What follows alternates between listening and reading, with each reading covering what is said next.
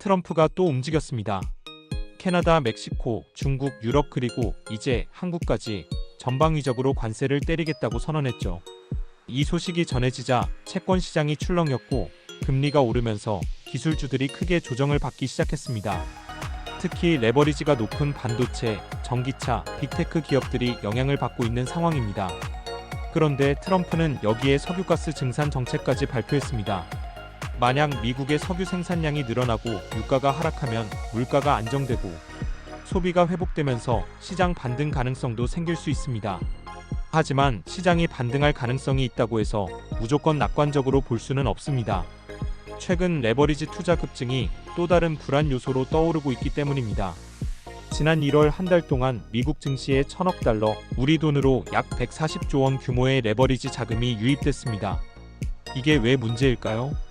과거 사례를 보면 레버리지가 급증한 후 외부 충격이 오면 시장이 폭락할 가능성이 높았습니다. 2008년 금융위기, 2020년 코로나 급락 때도 마찬가지였습니다. 그렇다면 이번에도 같은 패턴이 반복될까요?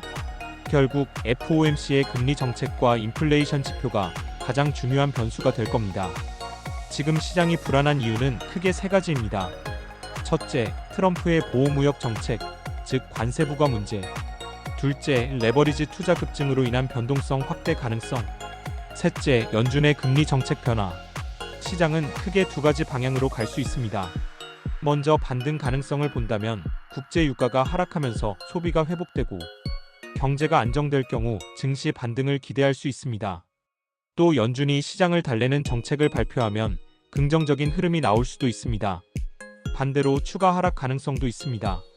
금리 인상이 지속되면서 레버리지 청산이 발생하면 급락할 수 있습니다. 또 트럼프의 보호무역 정책이 시장 불안을 더 키운다면 하락세가 계속될 가능성도 있습니다.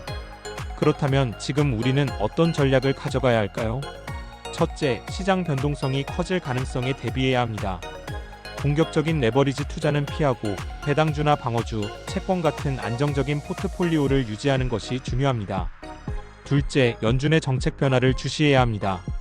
특히 3월 말에 있을 FOMC 회의가 중요한데 금리 인하 기대감이 살아나면 시장이 반등할 가능성이 높아집니다. 셋째, 미국 대선 전까지 시장의 불안정성이 계속될 가능성이 큽니다.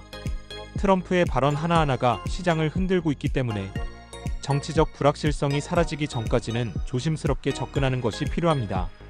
결국 3월 증시가 반등할지 아니면 추가 조정이 올지는 아직 확신할 수 없습니다. 지금 상황에서 중요한 것은 시장의 흐름을 예의주시하면서 변동성에 대비하는 것입니다. 여러분은 어떻게 생각하시나요? 3월 증시는 상승할까요? 아니면 추가 조정이 올까요? 댓글로 여러분의 의견을 남겨주세요.